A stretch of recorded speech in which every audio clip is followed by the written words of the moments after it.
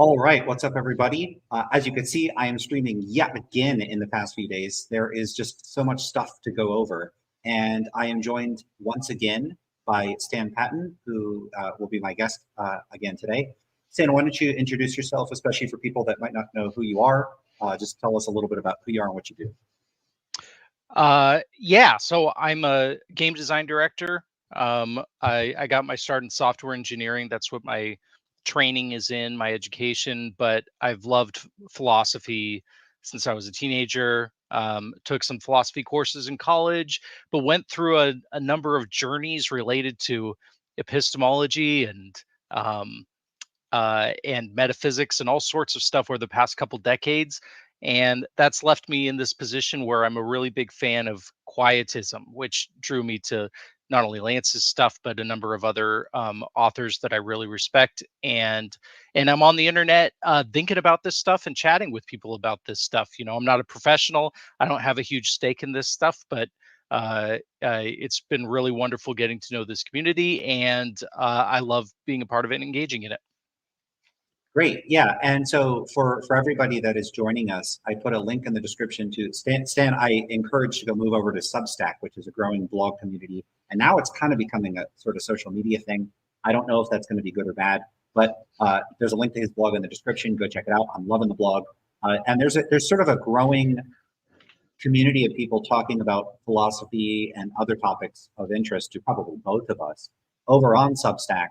And it's sort of like heating up. It's becoming kind of the go-to place, at least as far as I could tell, for a lot of this discussion. And I've been encouraging people on YouTube, hey, go check out Substack, because if you like my content, there's a ton of people writing articles on this sort of stuff over there, probably more than right now anywhere else on the internet. So, at least as far as I know. So go check it out. So what I wanted to talk about today is exactly related to that. Recently, this was just a couple weeks ago, an article came out on the blog Omnibonum that I'd never heard of this blog. I'd never heard of the author. But the article is literally titled Contra Lance Bush. And so it's a critique of one of the claims that I've made. And Stan and I both saw this article, and we both had, a critical reaction to it. Like, we think that there are lots of things to critique or disagree with. But before we get into that, and that's what we're going to be doing today, I want to just say one of the things I really appreciated about the article is, when you have a lot of these online internet debates, a lot of times there's a certain degree of toxicity or snarkiness. People will be a little, they'll throw shade at each other. People will be rude. There'll be some undercurrent of toxicity or nastiness or condescension or smugness. I've participated in this sometimes myself. I wish I could be completely above it. But sometimes if people throw a lot of mud at me, I throw some mud back. Maybe sometimes I don't regret that so much, but did you have thoughts on that? Mostly just saying same. I mean, I like to talk a good talk about what we owe each other and stuff, but we're all humans and we're all learning. We could all get better. But there's none of that in this article. One of the things I've wanted and I've complained about from I present my views. Sometimes I have at least somewhat unconventional views on philosophy and metaethics. And I want pushback. I want people to argue with me. I want people to say, here's why I think you're wrong about unintelligibility. Here's why I think you're wrong about triviality of naturalism. A lot of times the critical reception that my views receive are fairly dismissive, and I talk about that a lot. I think meta discourse is important. I think it's worth talking about how we talk about stuff, because if we can't talk about stuff productively, there's no point in talking about it. But there's just none of that here. It's just straight, here's why I think Lance is wrong. There's no little snarky comments in there. It's has a better tone than I would have. Now, I'm not the tone police, but I super duper appreciate that. I like that. So I just want to focus on what my concerns with it are. And Stan, I know you have concerns, but I'm not entirely sure what they are. So I'm curious to hear your concerns as well. So why don't we bring up the article? In fact, let me throw a link to it in the chat and see if anybody's here. I already see there are a few comments. Here is a link to the article, so you could find it. Let me go over to YouTube and I'll pin it for everybody so you'll find it a little easier, especially if you're joining later and you're just hearing this now, like, where is it in the chat? Let me just pin it now. So it is now pinned, so you can check out the article itself, read through it, have a look, see if you think the criticisms of my views land, if any of them land, or just some of them, or whatever it is you think of it. All right. Yeah, so Daniel Kelly says the audio seems to be breaking up while the video is fine. I've been having this issue. Stan, are you hearing me okay? It might be like a recording issue. I don't know what it I'm is. hearing things fine. I wonder if it was, just me or just you. Maybe that Well, could. I had audio issues a couple times, and that might be continuing. And if so, it might be an issue. I have a new computer, and so there might be like a driver issue. I don't know what it could be. The microphone Okay. is right next to me. It's not. People were saying it sounds like your mic is far away. It's not far away. It's like right off the screen. Okay. Yeah. I Okay, haven't heard someone's saying audio anything. is fine. So All right. So people in the chat, if there is an audio issue, let me know and I'll start troubleshooting. I finally get one issue resolved, which is the constant skipping of my screen on the old computer. And now I'm getting an audio issue. Oh, well, I don't want to dwell on that too much. All right. So I was going to share the article and bring it up at the screen. Let me do that.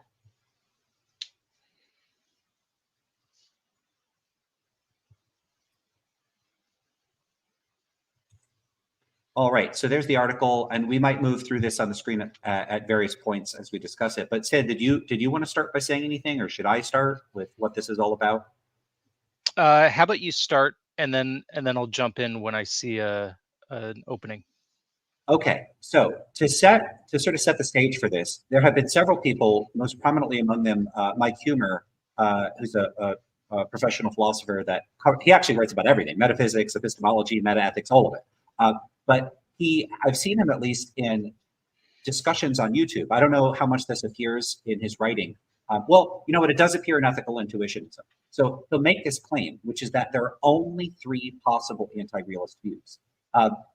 Now, that is definitely in his writing. I can't recall off the top of my head if he then makes this further appeal to, if we can show that each of those three anti-realist views is incorrect, that this shows by process of elimination that realism is correct. In other words, if you have like the law of the excluded middle, if your only options are R for realism or not R for some type of anti-realist position, if you show that it's not the case that not R, then by process of elimination, you showed R, that realism is true.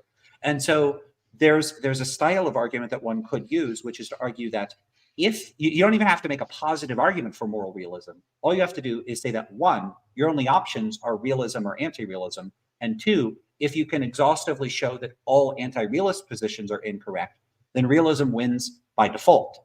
So that's the strategy here. Show that all the anti-realist positions are wrong. Now, that's a tall order if there's thousands and thousands of very different types of anti-realist positions.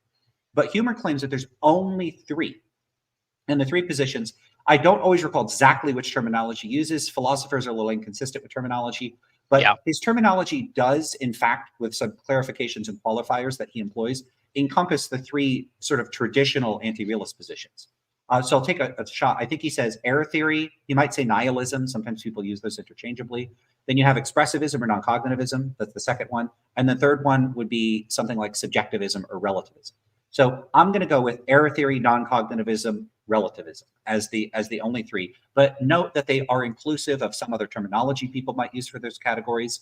And they are inclusive of positions that aren't always included in that category. So relativism, the way that Humer seems to be using it, is actually broad enough to include other types of anti-realist positions that aren't typically called relativism. This would be constructivist type accounts like ideal observer theory and maybe some types of divine command theory, maybe. So basically any account that holds that there are moral facts, but those moral facts are stance dependent. So really, I think a better description of that third category are stance dependent cognitivist accounts, something like that. Yeah. That would be a better name for that category than relativism, because that it is, I don't know, some type of anti-realist constructivism, relativism. It may be, but it depends exactly what you mean by relativism. I don't want to get into the technical details there. The point here is that you have the three standard positions are, hey, when people make moral claims, first order moral claims, all those claims are systematically false. That's error theory. Non-cognitivism says, hey, when people make moral claims, they're not even about what's true or false. So this isn't even like moral discourse is just not in the business of being about what's right or wrong. And then the third category is these views that say, yeah, there's moral truths. It's just they're not stance independent like realists say. So if these are the only three possible anti-realist positions and you could show all three are wrong, realism wins. Did you want to jump in there at any point? Because that's the sort of setup for this. Yeah. So, you have a trilemma, right? And uh, the thing to watch out for whenever this kind of approach is used is argument from lack of imagination. That's the, you know, uh, uh, bug that this kind of approach that, you think, this sounds like a tall order. Sounds like you're trying to make a really big swing at something that has been debated for a while. How are you going to pull this off? And then you see them coming at you with some sort of dilemma or trilemma or whatever, quadrilemma. The thing to watch out for is whether there are details within those categories or across those categories. Like maybe there's a framing that fades through the different categories depending on how different terms are understood. And if that's the case, this isn't nice and neat. This isn't all pretty and sterile. This isn't little egg carton slots, right? If that's the case, if there's some deeper nuance that you're not considering and this stuff is more amorphous than that, then this kind of approach doesn't work. And so usually when you see this kind of approach starting out and the conclusion sounds very impressive, the first thing you should say is, okay, I'm going to be on the lookout for possibilities that this author may not have considered. Deeper nuances that permeate these categories and the wording that these categories use. Yeah, that is the sort of overarching perspective one should take when looking at this at these sorts of approaches. And we just have to be careful as we go through to look how they set things up. There's a couple sort of initial things I would say. So this first part of the essays you can see here is they say, like, one way to argue for realism is to simply rule out all other logical possibilities. And no, logical possibilities. That's like it's a very distinct type of possibility here. And this will become relevant as we look at what they end up presenting. So I'm not going to read through this word for word. Go check it out yourself. What I want to get to is what they end up, how they end up setting things up. So they talk about this. They use the terms non-cognitivism, error theory, and subjectivism. Subjectivism, relativism. The terminology here, it doesn't need to be precise for our current purposes, even though sometimes I use those in more precise ways. These are typically construed as the only three possibilities, and then they characterize me and they quote me saying these are not the only anti-realist views. Now, it's important to know why I say these aren't the only anti-realist views, and there is one distinction that they draw out of this, which is that they point to instances in which there are, as a matter of psychological fact, a person could just be agnostic. So a person could say, look, I don't know which of these three possibilities is correct. I'm agnostic, but I am an anti-realist. I don't think they're stance-independent facts. And what they say is that that's not philosophically relevant. Now, they're not quite clear on what they mean by not philosophically relevant, but maybe what they mean is if a person's an agnostic, that's not really relevant to the question of whether or not there are only three logically possible anti-realist positions. A person might be agnostic, and that's just still true. So it wouldn't represent a genuine alternative to these being the three only logical possibilities, conditional on one taking a stance on the matter. And that's fine as far as it goes. I did kind of smash as a person not being an anti-realist but not endorsing one of the threes as a matter of psychological fact, and a person not endorsing one of the three but being an anti-realist as a distinctive philosophical position.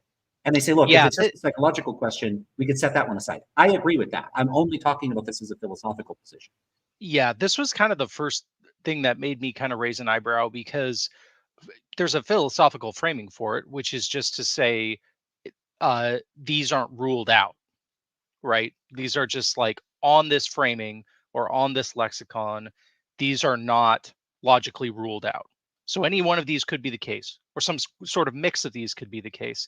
And that is philosophy. That's just because that's a position that I have in my head, an open position, doesn't mean that it doesn't also reflect a philosophical position of openness, like lexical openness, for example. Right. So I want to say a little bit here about what I'm saying in this remark and why it is that I reject the three traditional positions.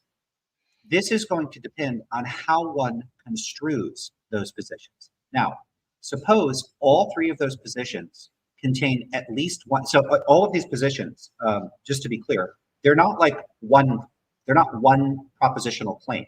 They are a cluster or a conjunction of a set of propositional claims. And if I reject at least one of the propositions in one of the conjuncts for all three of those positions, then I don't endorse any of those positions, not as a matter of psychological fact, but on philosophical grounds. I wouldn't be able to endorse any of them. Now, there is a common thread that runs through all three of the traditional anti-realist positions, which is that the way in which they're typically construed, they include what you could say is a semantic thesis, a thesis about the meaning of moral claims. So for error theory, it might present this as moral claims purport to be propositions that describe stance-independent moral facts. Non-cognitivism is that moral claims are not actually propositions. They convey only non-propositional content, such as emotions or imperatives. And then subjectivism would be moral claims are propositions. That is, they are things that can be evaluated as true or false, but the content of those truths is stance-dependent, and therefore they're not stance-independent truths. Now, we have to be clear about what is meant by the semantic thesis. If the semantic thesis relies on background philosophical assumptions, like, for instance, a particular view of the meaning of how meaning is determined, like a particular theory of meaning or a theory of language that I reject, then it's a trivial matter to reject all three of these accounts. And the way that they are traditionally construed, they do typically present themselves in a way where they seem to be making a kind of claim that I don't agree with. It looks like it's a let's just say, for instance, that they think that there are robust analytic truths about the meaning of a category of claims, moral claim, but I don't think that there are analytic truths of that kind. That automatically bars me from endorsing any of the three traditional anti-realist positions. And nevertheless, I don't think that there are stance-independent truths. I think that ends the discussion right there. The way that they're traditionally construed, I cannot endorse any of them because I don't think it's the case that there are any categorically correct on analytic grounds semantic theses about the meaning of moral claims. Yes, and to me, that already rules out everything else that they say after this. And if we were good quietists, this would be the end of the video, right? Because that's it. I mean, that's the whole problem. You've shown that there was an argument from lack of imagination. There's another possibility that they did not consider, and it leaked out. There's a lot of this reminds me of the old story of the blind men and the elephant, right? And you have the 7 blind men who are all feeling different parts of the elephant. This one feels the tail, says this is a snake. Another one feels the leg and says this is a tree trunk. Another one feels the the side of it or whatever, and it says, oh, this is a walrus or what have you. And those perspectives, insofar as they say this is what this is, are mistaken, right? And you can reject each of those things because you know that it's an elephant. Now, if someone comes along and says, okay, look, this guy says it's a tree trunk, this guy says it's a walrus, this guy says it's a snake, and those are the only available options for this is a living thing, and those are false. So therefore, this is a non-living object. You got to agree with me, right? He's coming in there saying non-living, and look at these 3 wrong guys saying living things, but it's not a snake, and it's not a walrus, and it's not a tree. Well, the answer is that it was an elephant, right? And so these guys were wrong in some way. They only had a limited perspective. And I look at these positions, and all I have to do is understand terms in different ways to hop from one perspective to another. Like, I would say that I'm closest to relativism, stance dependence, stratified. At some point, you're always going to run into somebody's cares and concerns. That's what I like to say. Now, in terms of those bootstrap stances, you can call something wrong just like I can call something delicious, right? Like, it is indexed on the cares that I have, and I don't say that. And so in some ways, when I call something delicious, it's kind of weird. I'm acting like the deliciousness is in the object. That's kind of a buggy way of framing it. In truth, when I spend 2 seconds thinking about it, the deliciousness is more of an interactive property of me biting the thing and experience things and back and forth, right? And so then I would say, oh, well, then the object isn't delicious. That's an error. That's wrong. So you could say, oh, when I call something delicious, I'm wrong, right? Like that's false or something. But you don't have to say it that way. You can say, oh, no, no, no, he's right. It's just that he's using a sloppy way of saying this deeper thing that has multiple indices. And that's what's happening with these guys. Like, depending on how you want to frame things, you can hop to the different perspectives. And these perspectives are wrong insofar as if they earmark their exclusive right to frame what morality exactly is. Yeah. All right. So this is where the ball really gets rolling. So this is after talking a bit about like he's quoting me and setting up what I say. And here I'm curious what you're going to have to say about this, because this is really where the position gets rolling on trying to very quickly show these are the only possibilities. So this part I will read, and it's this paragraph here, this one that starts with first. So they say this: first, either it is possible that there are some moral sentences that purport to be truth apt, or it is not the case that it is possible that there are some moral sentences that purport to be truth apt, i.e., it is necessary that there are no moral sentences that purport to be truth apt. Do you want to say anything there, or should I finish the paragraph? Let's finish the paragraph. Okay. So I'll just start back then. So either it's possible that there's some moral sentences that purport to be truth apt, or it's not the case that it's possible that there are moral sentences that purport to be truth apt. In other words, in the second case, it's necessary that there are no moral sentences that purport to be truth apt. Let us call the latter claim non-cognitivism. Next, assuming the former claim, it is possible that some moral sentences are in fact true, or it is not possible. Let us call the latter error theory. Next, it is possible that some of the true moral sentences are true in a stance independent way, or it is not possible. Let us call the latter position relativism and the former one moral realism.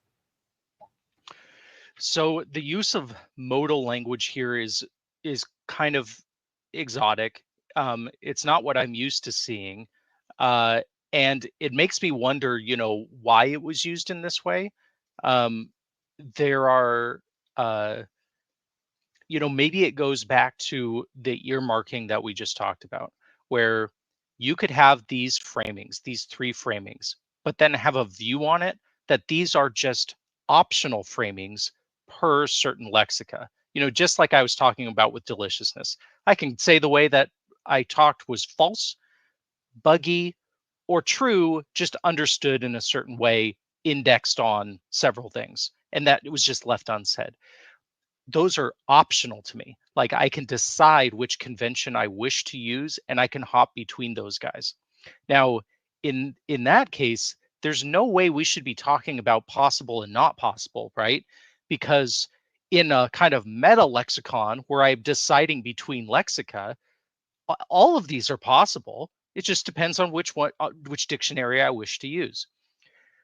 You would only use this kind of like ruling out language if we're taking those blind men in the elephant who are insisting it's a snake. So he's like, this is a snake, and it's not possible it's not a snake, right?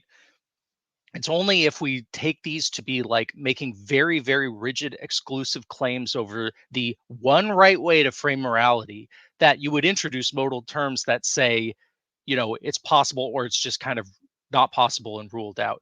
That's what I think might be happening here, and that's might be why this is how they were defined. Um, like they're defined almost in ways that put gates between them, walls between them, right? Because they don't want us hopping around and mixing and matching and making, because that multiplies the lexical availabilities. It creates so many possibilities of the ways that you could describe these things that it's not a quadrilemma anymore. It's like an n lemma, and any one of those things being right would undermine the strategy here. They're trying to catch every cockroach so that the only thing left is theirs. And so that's what I suspect might be happening here with the invocation of modal terms. Yeah, I think so too. And your use of the term exotic there, I would use a slightly more critical term, weird. You know, This characterization of the standard anti-realist positions is weird. I could just say, Yeah. I have never seen anyone characterize any of these positions on the basis of possibility, like in modal terms. I've never seen this ever in any published literature or in any other conversation I've ever seen. These are highly idiosyncratic characterizations of the respective positions. And so I want to go through and have a look at what's going on here. So this first part, either it's possible that there are some, now does this mean logically possible or some other type of modality that's not immediately apparent here, but it's possible that there are some moral sentences that purport to be truth apt, or it is not the case that it is possible that there are some moral sentences that purport to be truth apt. Now, I have a bunch of concerns about that first part of it. It's possible, I'm not clear on what sense of possibility we're talking about, that there are some moral sentences that purport to be truth apt. Now, interpret it literally. Sentences don't purport anything, people do. Well, yeah. A sentence can't purport anything. Now, Yeah. that might seem like being pedantic and nitpicky, but this actually alludes to a very serious difference in how I view language and how I suspect you are likely to view language compared to many analytic philosophers. I don't think sentences have meanings, like at all. I do not think sentences have meanings. Now, people will sometimes balk at that or have a like a knee-jerk reflexive reaction of thinking that that's an outrageous claim. But it's kind of like saying actions have goals. If an action was performed, what was the goal of the action? Well, doesn't it depend on who was performing the action and why they were performing the action, like their intentions? The action itself doesn't have a goal. The intentions of the person that performed the action has the goal. And I view all language, and by all, I mean literally all. I don't usually say all, but in this is one case. To the extent that language is used for anything, all language is used to convey the meaning of the speakers of the language, of the people using the language. The languages themselves don't have any like meaning independent of their use. So I'm already a bit worried that this is saying either it's possible that it, so and so in such a way that presupposes a view about language that I don't accept. Well, if that's the case, if it contains a false presupposition, I mean, first of all, if you ask me, well, do I think it's possible that language could be that way? I don't know what you're asking me. Like, is it logically possible? Is it possible in some other? Is it epistemically possible? Right. And so when we hit this, like and I mean, you see this all the time. People don't people undernotate their modality all the time. And we're left in a lurch. And then we're like, should we be courteous? Should we assume the modality that they're using? What should we do in this situation? And the quietist approach is, I think, to just say, this, I don't even know what you're saying. Go back and notate your modality, right? Like, stop the paper. You're now just saying a bunch of ambiguous things, and I don't know how to process it. Now, like, within quietism, I'm an undisciplined quietist that's eager to keep going about stuff like this. And so what I do is I look at some common modalities, and it's like, well, it can't be just logically possible because we're using words like moral and truth and truth aptness and purport. And so we're not in the realm of A's and B's anymore, right? Like we have at least invoked a lexicon.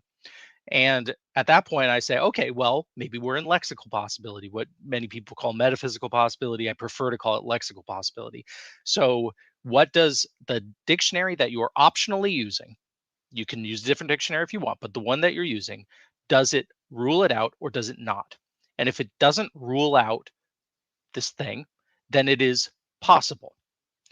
This so like, as you said, it can seem like we're being pedantic when we say stuff like this, but this is the whole thing. This is what it stands or falls by, and actually had like some notes to the effect of what you just talked about. So on one optional lexicon, let's take the it is possible that there are moral sentences that purport to be truth apt. So we have moral, we have moral sentences and what they are and do, we have purport, and we have truth apt. All of these things can be understood in various ways. So let's take lexicon 1. Lexicon 1 only uses purport in the sense of a real person doing an alleging or stating action. Sentences never purport innately. Per this lexicon, that is a flagrant mismatch with what sentences do and don't do. This lexicon insists that sentences just sit there until we imagine what it might be like for a person to utter them. And under the hypothetical that if they did so, that person would be purporting. But never ever is it true that a sentence purports. That's like saying a sentence paints, thinks, or speaks. Now, Lexicon 2 is a little different. Lexicon 2 anthropomorphizes sentences by taking that hypothetical and treating it as if the sentence has a mouth of its own. Intentionality is imbued into the sentence. It may still be based on the reader's inference, but it is treated as a property or action of the sentences itself. Here, a sentence may not be able to paint or think, but it can purport, it can even speak. So what it is possible for a moral sentence to do depends crucially on an optional lexicon that you choose to invoke about the word purport. Therefore, this isn't one position. And every word in that sentence. So then I say, now answer me this. Now that you know all that, now that you know there are at least 2 lexica, but there's a zillion, answer me this. Is it possible that there are some moral sentences that purport to be truth apt?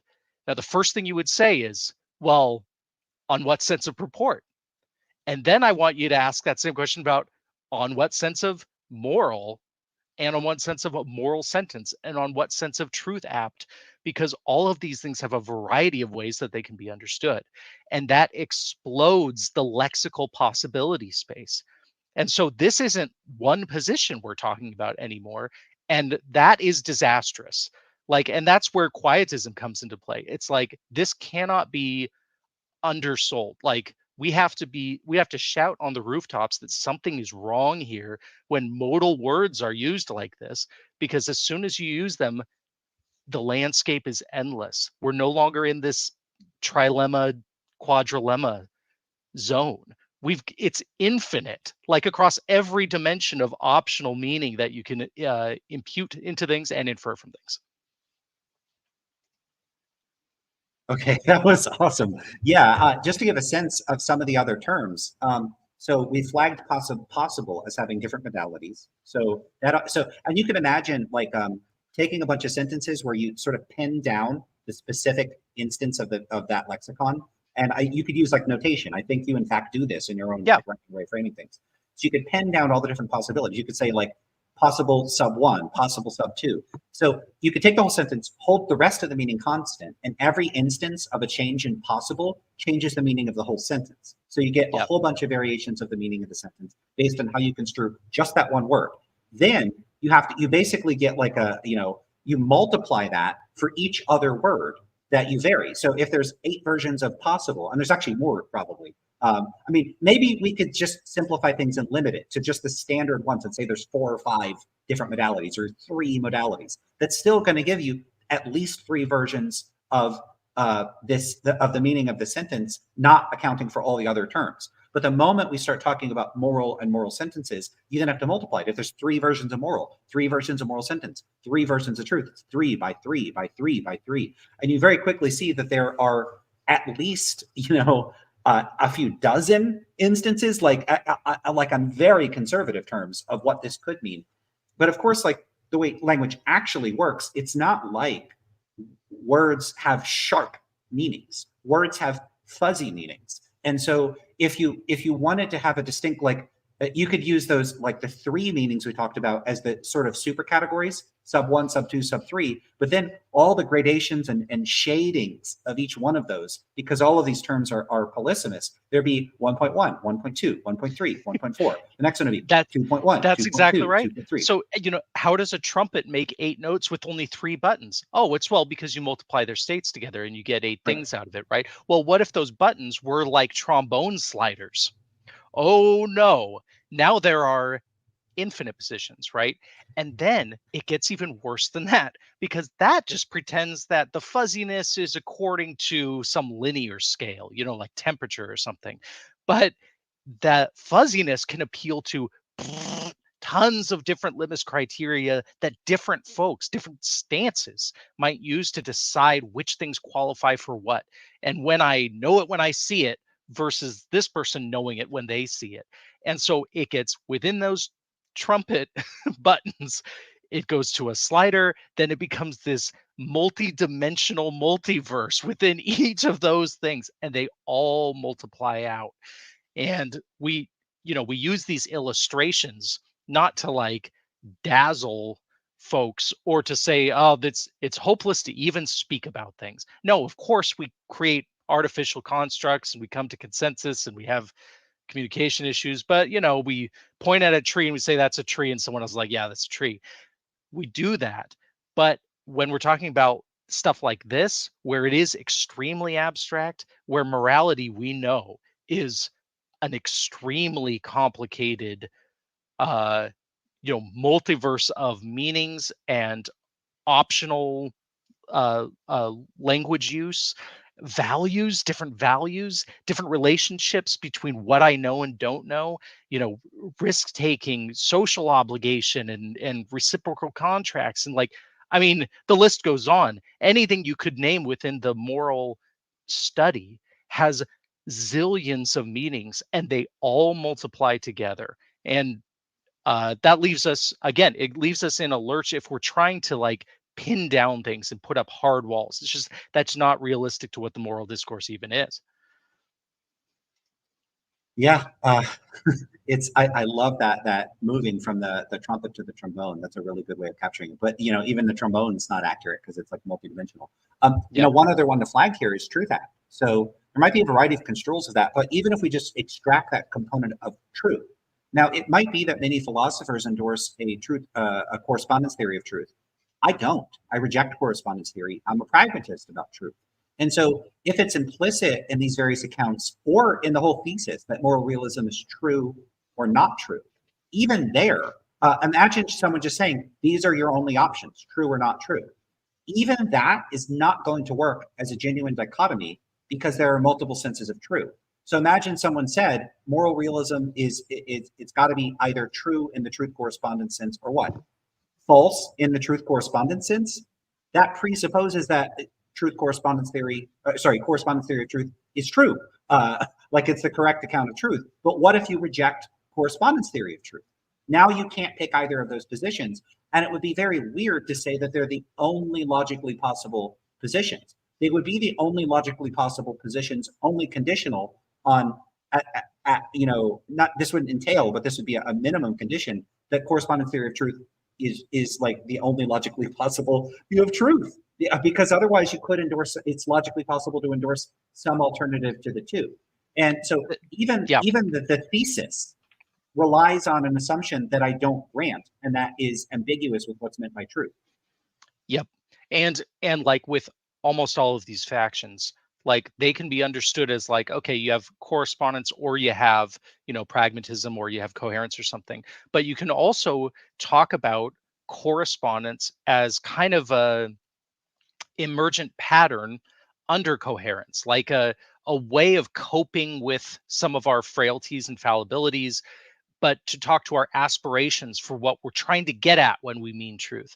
And it's within a coherence framework, perhaps, but you're still trying to get at a correspondence between X and Y. And in that way, you're not saying that correspondence is the way to understand truth, but you understand where it comes from and why some of the ways we talk have those vibes subordinate to this other framing. And that's kind of an analogy for what we're talking here with these different moral metaethical framings, because some of these can be understood in terms of their brethren if only you tweak some of their lexica and some of their assumptions, and which is kind of being used in this way or that way. But again, like it's putting up the rigid walls and pretending like this stuff is just like these hard, firm factional schools. That's what's going to get you into this kind of baby blocks way of talking about it, which makes you think you can get away with making, bold trilemmas that limit the options so starkly, which they don't really. The options are a universe of options. Yeah. So to move to the really, really, really big problem here, So there's already the problem that I think my initial articulation of what I mean by like what it is I'm rejecting about the standard three positions already just is like, nope, there's an alternative here. The other one I could point to is a concern about truth. The other thing we could point to is the setup here. So, in other words, I already have a sort of positive expression of why I reject the standard three positions on philosophical grounds. It's not a psychological claim. We could just look at the original thesis. Either realism or anti-realism is true. And they could say, okay, well, there's different senses of true. So there's more than just two logical possibilities there. That's going to be a problem. We could take a sentence like this and break it down and show that there's so many meanings there that it's not going to be easy to extract only two positions from there. But you have the problem here, which you called it exotic, I called it weird, and I also called it idiosyncratic, is the way in which non-cognitivism is framed here. Now take the first part of that. First, either it is possible that there are some moral sentences that purport to be truth-apt, or the negation of that. Now, look at how non-cognitivism is being framed here. It's either you accept that first part, it's possible that there's some moral sentences that purport to be truth-apt, or it's not the case, in which case you're automatically dumped into the non-cognitivism category. That already is setting things up as a either P or not P dichotomy, but it's setting it up in a way that is wildly unrepresentative of how non-cognitivism is typically framed in the academic literature. Non-cognitivism is, I've never seen it framed as the negation of the claim that it's possible that there are some moral sentences that purport to be truth-apt. Non-cognitivism is not the view that it's not the case that it's possible that some moral sentences are truth-apt. It's typically construed as a sort of a positive assertion about what's the case. It's not a claim, hey, this other thing, that's not possible. It's a view about what is in fact the case. It's the view that moral claims don't have any propositional content. That is what the typical position is. Now, this is treating it as though either you endorse the view that ultimately comes out to be some type of cognitivism, I guess, or you got to go into the non-cognitivist camp. But the non-cognitivist camp here is set up by default to be, if you don't agree with cognitivism, you're a non-cognitivist. But that's not true. That doesn't follow from that, because you could reject that first part of the dichotomy for reasons other than thinking that, rather than it being the case that there are moral claims, like look at all the assumptions here. There are moral claims. Moral claims have a certain type of semantic content. The semantic content either does include propositions or it doesn't include propositions. Well, what if you don't agree that there's a semantics to moral claims? What if you think it's all pragmatics? What if you think? What if you endorse a language is use theory that's inconsistent with this? What if you think there's no such thing as a category of moral claims? We didn't even get into that one. And this is not idle speculation. I don't even think there's a category of quote unquote moral claims that submits to this type of analysis. So I don't think there's on analytic grounds, there's a distinct category about which we could theorize about any of this in the first place. So the problem here is that they say, let us call the latter claim non-cognitivism. This is a proprietary stipulative definition of non-cognitivism that is completely, well, not completely. Let me dial that back. It is a stipulative proprietary definition of non-cognitivism that is unlike standard conceptions of non-cognitivism as they exist in the academic literature and popular discourse. And it's unlike it in a way where I've literally never seen this version of it. This is a person that's taking the term non-cognitivism. I reject non-cognitivism in that standard sense, but they're just using that word, non-cognitivism, to refer to something else, something that's broader and more inclusive than what I'm rejecting. And then saying, oh, I can't reject that because it's the negation of some other thing I reject.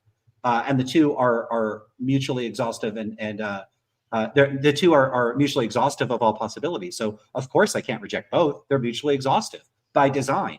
So there's something in that initial setup that I think is messed up. It's almost like saying, look, either you're a realist or you're not. So you have to pick one of the two.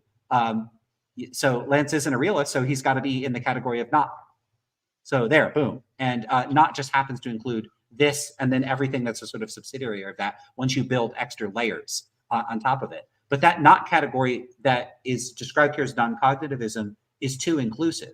It's a catch-all for everything effectively that's not error theory or subjectivism. So it's just too inclusive as a term. That's right. And it makes me worried. I love the word heuristics because, they're suspicions. They're based on experience. When you've been through enough of these discussions or enough of these papers, and you see stuff that stands out, and you're just like, something's not right here, right? And in this case, actually, it's kind of the general case when there's very stipulative definitions that you haven't quite seen before, and they seem to be doing a lot of work when those feelings hit you. And I'm not going to call them more than feelings, but they are based on like prior experiences and pattern recognition, what have you. But it feels like someone's leading me into a bear trap, right? Right this way. Here's the definitions we're going to use today. How do these sound? And they take your hand, and courtesy demands that you go with them, right? Like you want to see where this goes, but you know, they're it's a trap. Like they've stated outright that they're going to trap the uh, anti-realist. And as soon as they start whipping out the very stipulative strange definitions, it doesn't take that much to put two and two together and just be like, oh, I think this is how you're going to get me into your trap, because you built these very strange walls with these modal quantifiers and things like that. I think this is how you're going to shunt me into the boxes. This is how you're going to pigeonhole anti-realism so that there's no escape. Yeah, one way to set this up is one way to set this up would be to we could have just a blank sheet of paper. We draw a little bubble in it, and we write cognitivism in it, and we say that's this first position that's being described. Then we say anything outside the bubble is non-cognitivism. But then we say there are some exceptions to this. There's some sort of little islands that don't. So anything outside this bubble that's not in another bubble is non-cognitivism by default. That is how this is initially set up. You see what I'm saying? I wish we could draw on here. Maybe we can. Can we draw on here? Is there a way to do that? No, I don't see one. That would be really cool if we could. So you have that image, right? Is there a way for us to pull up a browser window for me to draw something?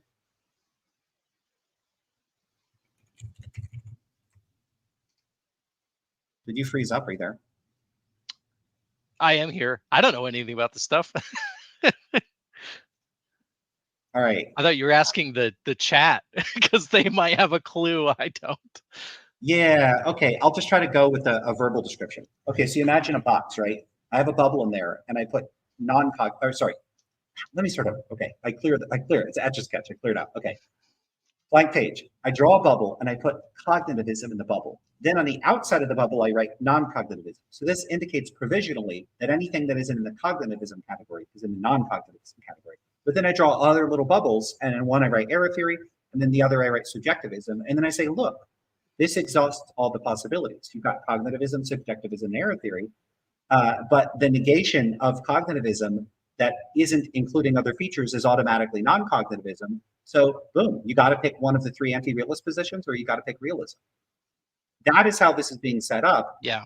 And it's set up in a way where I'm like, no, my position doesn't accept the presuppositions that cause you to draw the boundaries around the box in the first place. I am not in your box. And so they're presenting it as if non-cognitivism can be used to denote anything that's not cognitivism. And there's a very simple reason why it could do that. You could just stipulate that that's what you mean by non-cognitivism.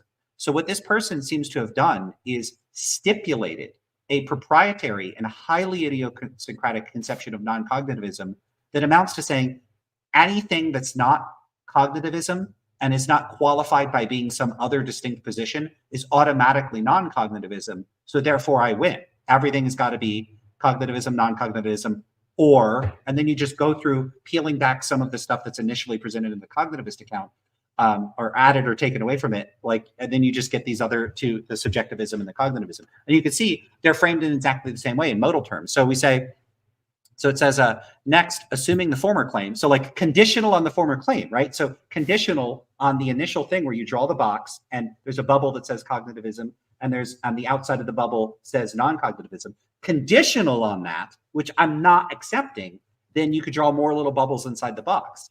But it's already setting things up in a way that is presenting the illusion of mutual exclusivity of the positions that are presented or that are put on the table here, when I'm not granting the initial setup. That is the key to this whole thing. And I think once you notice that, the whole thing unravels. Yeah, exactly. And that's why, I like to. Your sound is very low, by the way. I don't know what Okay, happened. interesting. Let me see if I can. My headphones ran out of Oh no. Okay, now battery. you're sounding good. So- Okay, great. Um, you know, don't fence me in. Is kind of the feeling that you get when it's like, we've been doing these conversations, these kinds of topics, the reading on this for forever, and you start to develop like kind of a nuanced position. I think it hovers around here. I think it includes this. I think it subordinates this, but that's still kind of important. And you end up with this kind of like complex that you think is robust, holistic, resilient, flexible, all that good stuff, right? And then you encounter an article that is trying to slice things into very fine pigeonholes. And you're like, dude, I've been spending the last couple decades not doing any particular one of those. Like, and so there's just this temptation when you're reading this article, like, as I read, to just be like, hey, bud, I have a thing that I can show you that doesn't fall prey to these boxes. And then what I think doesn't fall prey to your disproofs that you're going to get to. Because you've seen that too, where it's just like, okay, now we get to the people who say, well, non-cognitivism is obviously stupid because of this. And, this is obviously stupid because of this. And you sit there oftentimes, you and I know both, and are like, but those things don't work against the positions that I hold and the non-positions that I hold, like the things we leave open, right? And so you're just like, well, that was interesting. That was a lot of wasted time, but can we have a more serious conversation about how actually complicated this stuff is and the variety of framings that are really available to us? And it is in fact the facile treatment of those framings that I think perpetuates so much of the nonsense chatter in this discourse.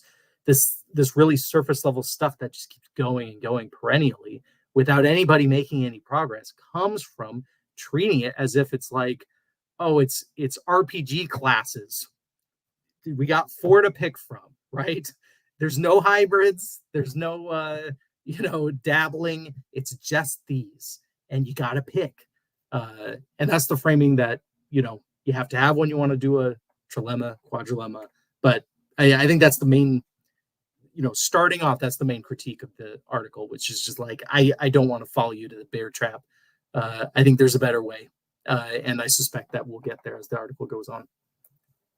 Yeah, and you see hints at the person taking this view that they're making these positions are all framed in terms of analytic claims. Look at this remark. And further, it is clear that one and only one of them must be true. Yeah, I mean, come on. Only one of them must be true. So what if you have this view of the way language works, where you think that some moral claims, the way that people use them, and keep in mind, this is just the semantic thesis. It's not even telling you what the metaphysical position would actually turn out to be true. Actually is. But sometimes when a person makes a moral claim, they're just expressing an imperative or an emotion with no propositional content. Sometimes they're making claims that are true relative to their own standards or their culture. And sometimes they're making claims where they're intending to attempt to describe stance-independent moral facts. So if this were true, and these were all ineliminable features of ordinary discourse, how could it be the case that one and only one of these positions is true? Which one of them is the one that's true if all 3 of those parts of language are an ineliminable part of speech? It looks like, because this is setting things up in such strict terms, that if any of those sentences are used in a realist way, like the realist claim wins by default. But then that's what's very weird, because you have this category moral claim, and then we're saying, okay, some of the claims purport to be or to describe stance-independent moral facts. Okay, and so even if we applied error theory or realism to those, what do we do with all the other claims that are still in the category moral claim, but they're expressing non-propositional content or they're doing something else? What do we do with those? We would need some type of metaethical variability or pluralism. And so it's not clear from this remark, but it looks like it's presupposing what Michael Gill calls the uniformity and determinacy assumption, that moral claims have a determinate meaning and that meaning is uniform across moral claims. This person might say, no, I'm construing all these traditional positions, non-cognitivism, error theory, subjectivism, in non-uniformist terms, they do allow for variability because it means some. But if that's the case, every one of those positions that they're describing is both highly idiosyncratic because it's framed in terms of possibility rather than in terms of actuality. That already makes these all proprietary. I've never heard of anyone using the terms that way. But then it also makes them highly unusual and idiosyncratic and proprietary because it's abandoning uniformity, which, Michael Gill is, as far as I know, like a historian of ethics who's characterizing 20th century metaethics. And it's quite clear that uniformity was a prevailing presumption across the many decades. It's like the whole century. That was a common feature. And so this would be departing from traditional ways of characterizing those positions in two different ways. Now, finally, there's my position itself, which is that it's indeterminate. We don't have to go with a logic that requires that the fact of the matter on offer here, like the correct semantic thesis, must either be true or false. It could be indeterminate, and that is in fact the position that I take. And so it's almost like they're just presupposing a characterization of what's on offer on the table, that the position has to be true or false. It's got to be A or B. And there is another logical possibility, and this is a philosophically relevant possibility. It's not, as he talks about early in the article, merely a psychological possibility.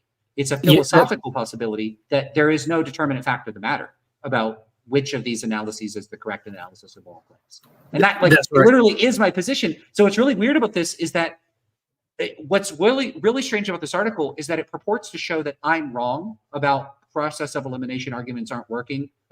Process of elimination arguments don't work because they don't include my position, because the framing of this doesn't even seem to engage with or acknowledge or seem to appreciate what my position is. Yeah. And having a meta position that is willing to not commit or willing to flip-flop contextually and swap out different bootstraps freaks a lot of people out. Because it is, I don't know, it's no longer amateur hour philosophy with baby blocks, right? Where it's easy to trap people.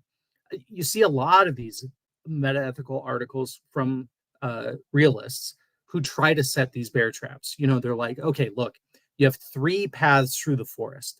Go ahead and pick which path you want to take. But guess what? Each one's going to lead you to trouble. I'll come along with you and show you. So you go down the first path, it leads you right into a swamp, right? Your boots are stuck.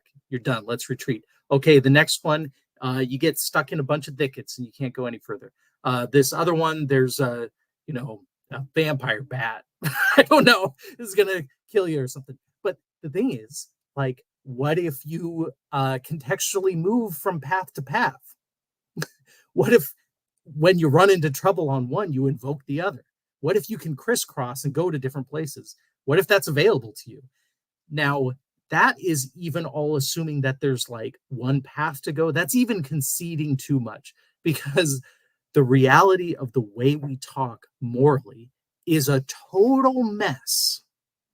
We get enough meaning to get through the day and to make some big decisions. But man, it is a mire. It is diverse and crazy and haphazard and dissonant and incoherent and confusing and all of this kind of stuff. So anything that proposes a single cleaned up representation of morality is already not reflecting what morality is in the way we talk and live. Because what morality is in the way we talk and live, a giant mess.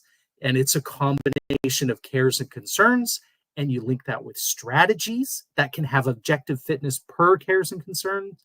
And so you see things get stratified. So it's not just boo or yay in terms of personal taste. It can be boo and yay in terms of, does this get us over the hill and capture the flag?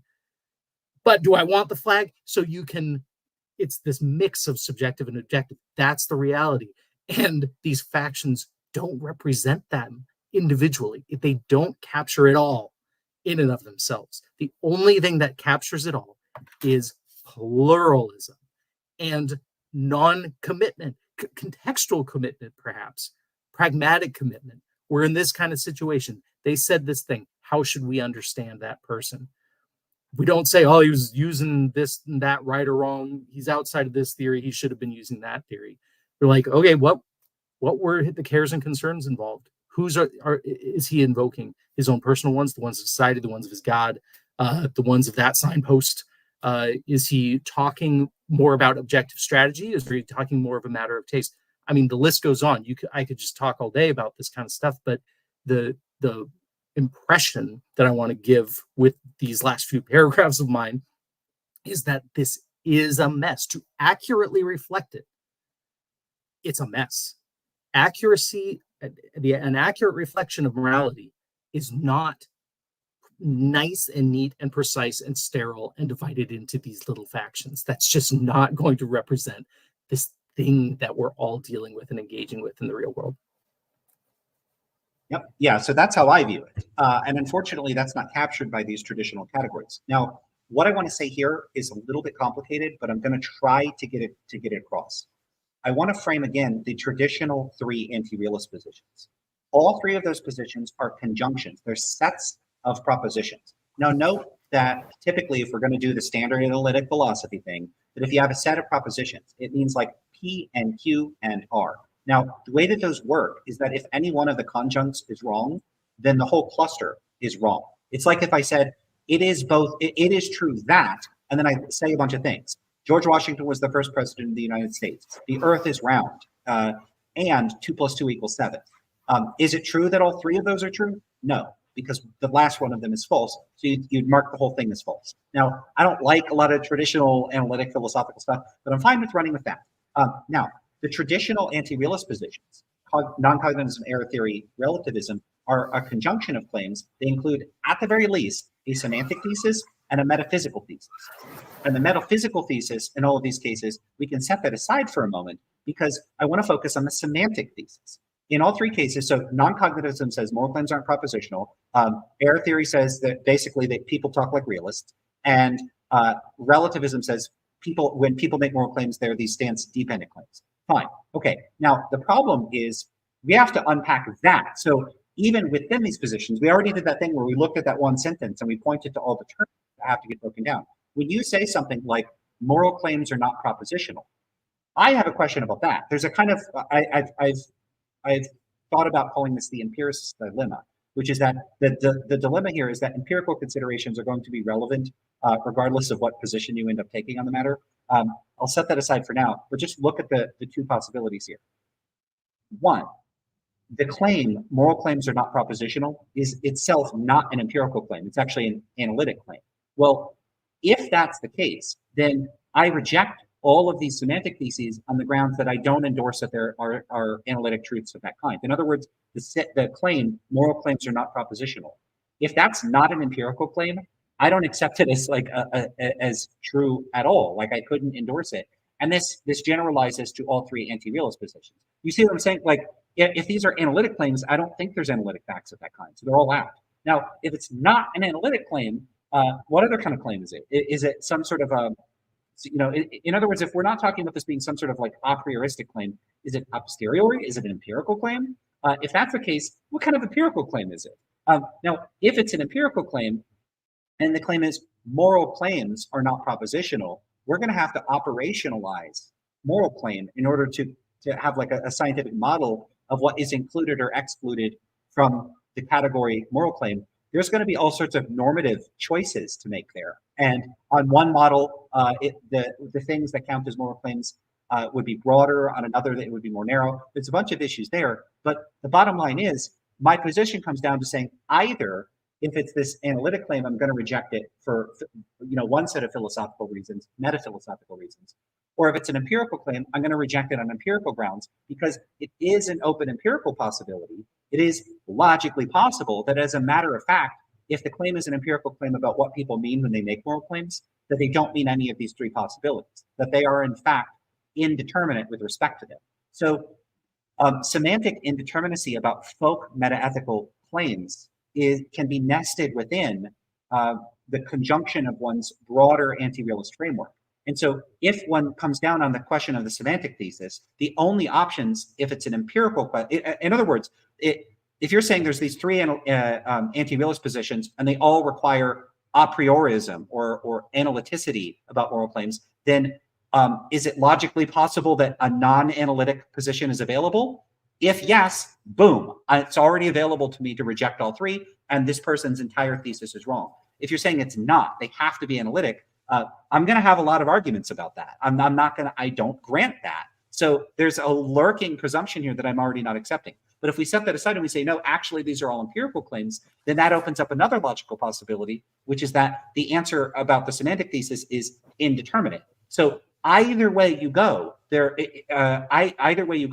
I can, in fact, reject one of the necessary theses of the standard traditional three positions. Either I reject analyticity or I reject the empirical thesis, because folk indeterminacy is a logical possibility. So like basically this person's articulation of the standard positions it's inclusive in a way that it is not representative of the actual positions that are typically characterized in the literature. The way those are characterized in the literature, I have lots of alternative options for other positions. And again, I have to reiterate, I could just stop there. That already shows that their thesis is wrong. Yeah, you can. And I think like it comes back to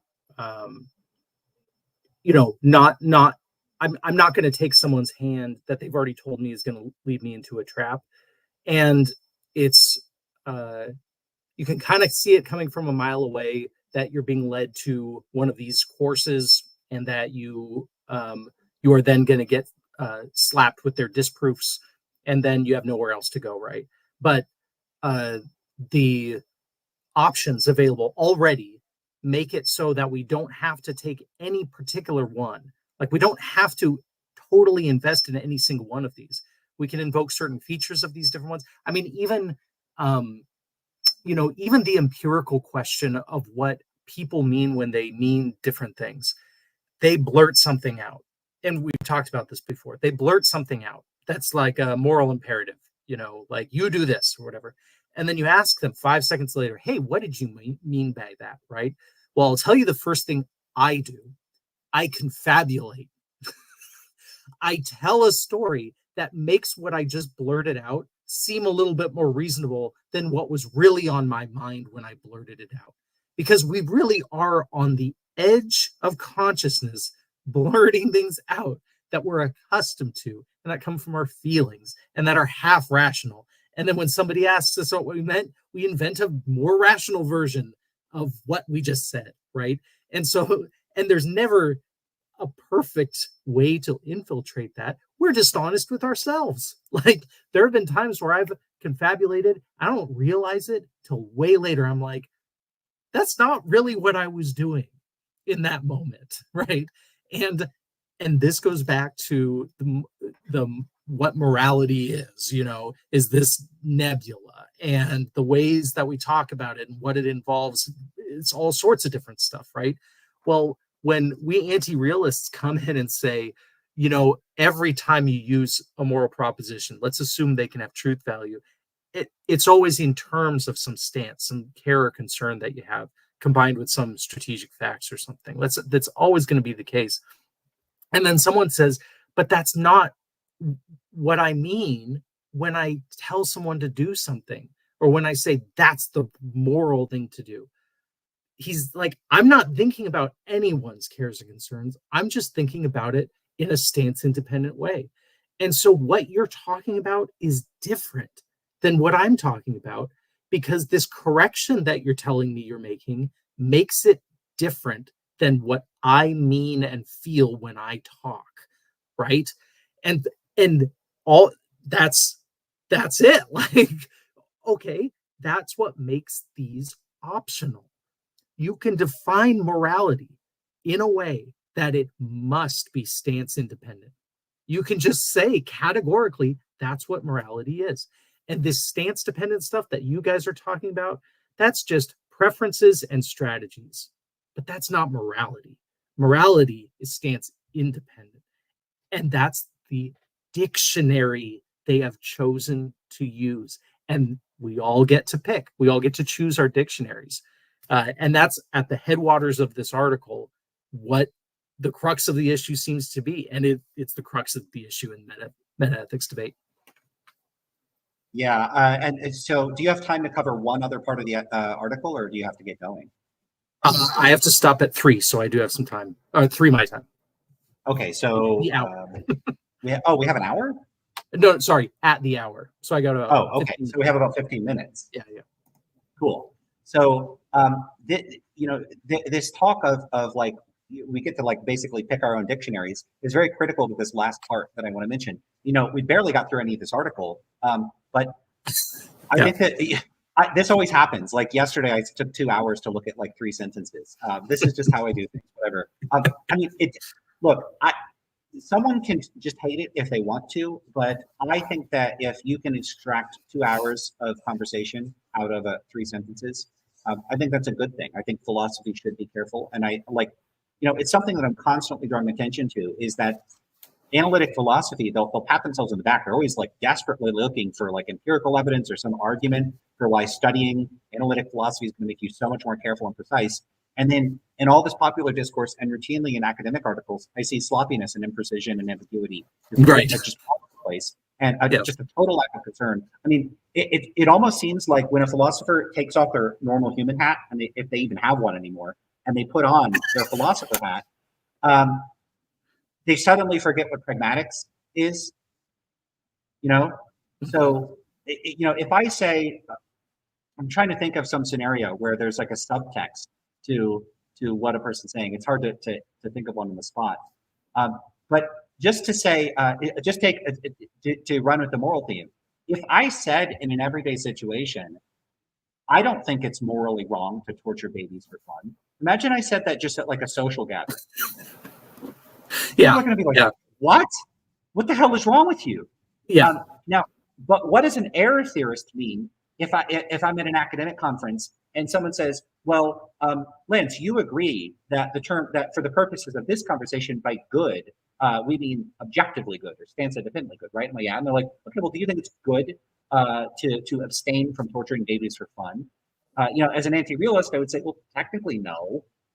Now, technically no. I don't think it's I don't think it's the case that it's bad to torture babies just for fun. In that context, that it's what I'm making clear there is my stance about a metaphysical thesis in a highly specific technical context. Yeah.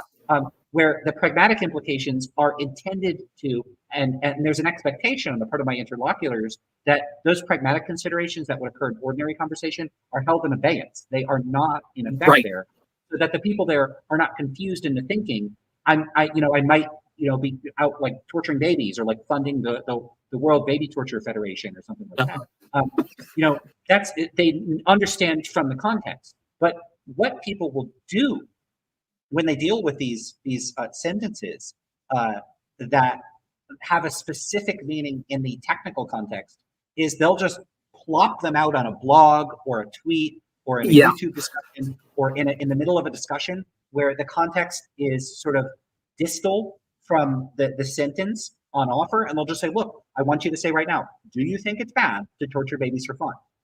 As an anti-realist in this context, you're committed to saying, no, you don't think it's bad to torture babies for fun. I got you. And what they're doing is they're Yeah. implying, they're exploiting the pragmatics. So it's, I say that it's like they forget the pragmatics, but they actually make use of the pragmatic implicatures of ordinary language, but they do so by equivocating or prompt. It's not even like they're equivocating. They're not necessarily mixing the two up, but they're relying on their audience to not make the distinction between the pragmatics free version of the sentence and the pragmatics included version of the sentence. And then they're relying on the audience. They're saying, look, technically the person is committed to this pragmatics free version of the sentence, but I want you, the audience, to think of them as actually being committed to the pragmatics included one. Doesn't that make the pragmatics free one really, really awful? And of course, that makes no sense, because if you have the pragmatics free and the pragmatics included version of it's not wrong to torture babies, the pragmatics free version is it is not the case that there are stance independent moral facts such that the act of torturing babies for fun involves a violation of whatever the metaphysical stuff, the metaphysical mumbo jumbo associated with realism. It's a very specific technical decision. But then the other version has all that extra stuff. Now, it doesn't make any sense to say this version is wrong because this version feels objectionable, because the objectionability of all that pragmatic stuff has nothing to do with the truth of the proposition in technical context. That's right. So like what the police heck are you doing? yeah, Sorry. polysemy is not just in single words, it's with whole sentences that are understood differently in different contexts.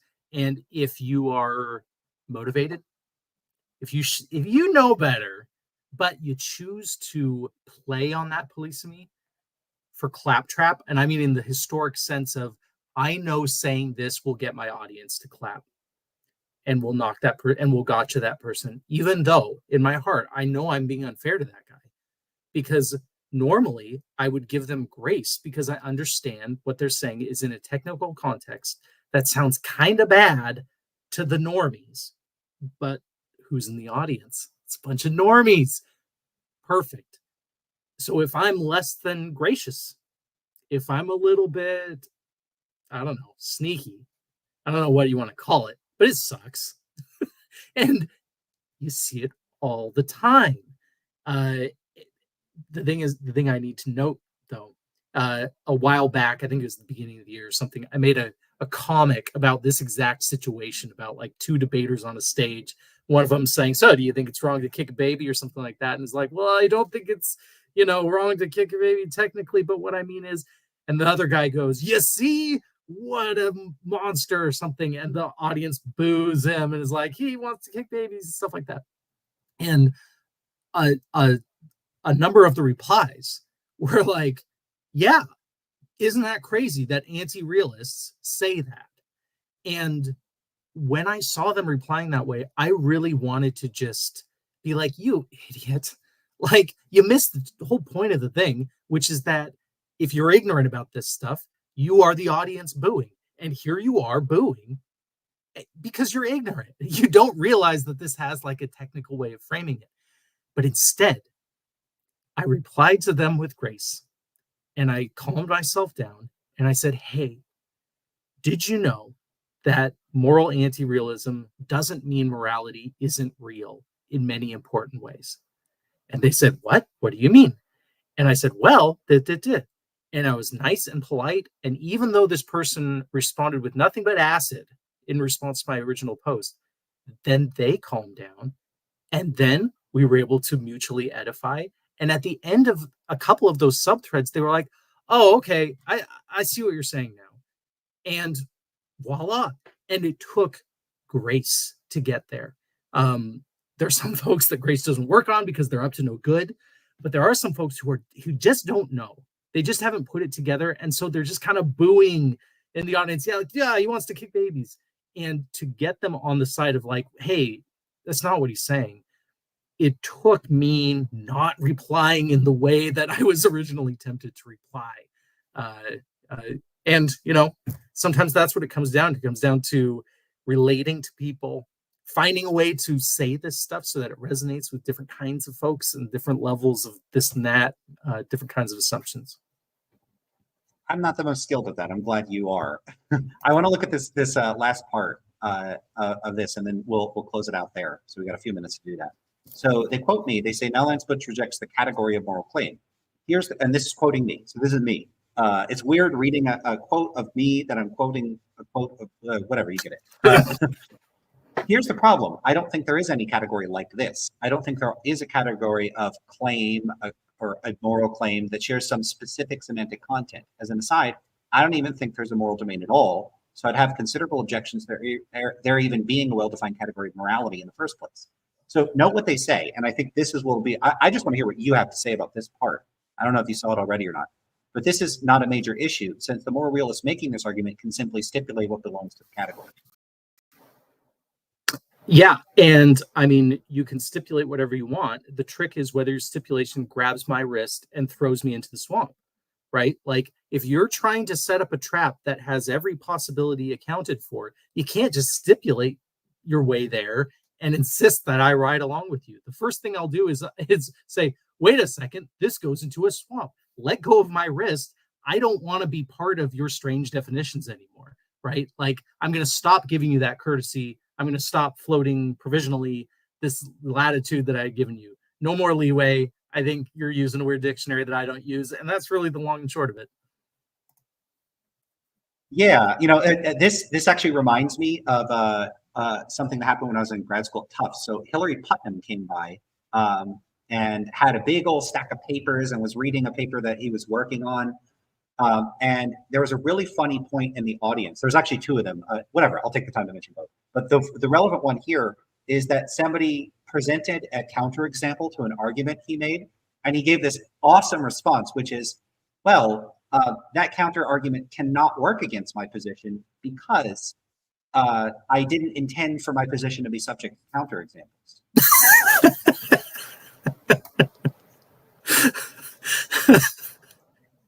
There you go. I mean, obviously he was joking. I mean, he was playing on the idea that I could just re-stipulate and re-stipulate my way out of any problem if I want to.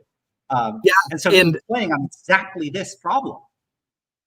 Yes, yes. And in fact, I mean, I've been reading Ethics Without Ontology from Putnam all summer, finding time here and there and finding bits of wisdom in it. And like a lot of the stuff I'm pointing to, like optional languages and conceptual pluralism, that kind of stuff. I mean, it just comes from him. And so he knows the power of language to weasel in and out of traps, to weasel other people into them, the ability for whole swaths of philosophical conversations to hinge just on what you meant. Oh, and there's like 4 different things that people can mean or more, you know, the trombone, trumpet, and once you see it, it all starts to unravel. I mean, and that's what quietism is all about. It's like, goodness, how much of this was just bathwater? How much of philosophy is bathwater? A lot. Doesn't mean all of it. I love philosophy. I love that little baby in the corner, but a lot of it is bathwater, and it comes down to just opt-in language. Yeah. I'll just briefly mention, and yeah, I think that if there's a baby, it's like at this point, I'm concerned it's like a microscopic in the water.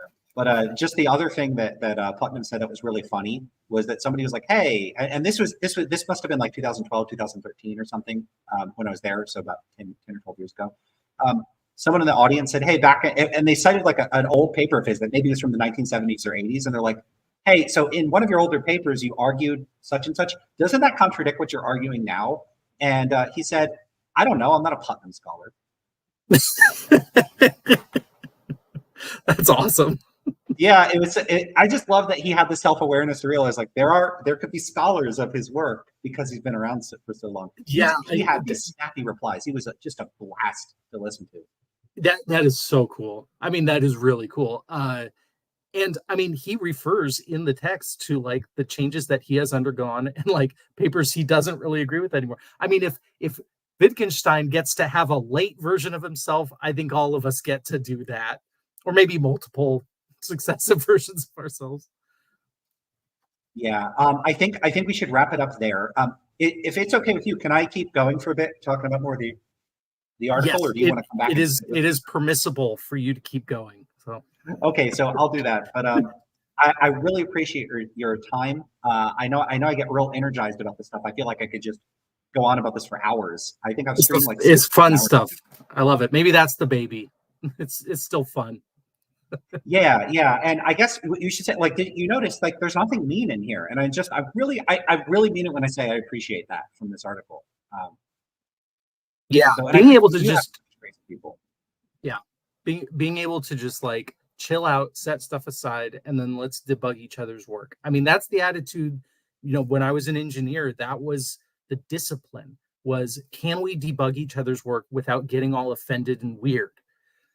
That's what I hope philosophy can become at some point, where it's just about like, okay, let's refine each other. Iron sharpens iron, without a bunch of the sneakiness, the tricks. In this case, I don't think it was a trick necessarily, but I think it was overconfident. I think it was arguing from lack of imagination.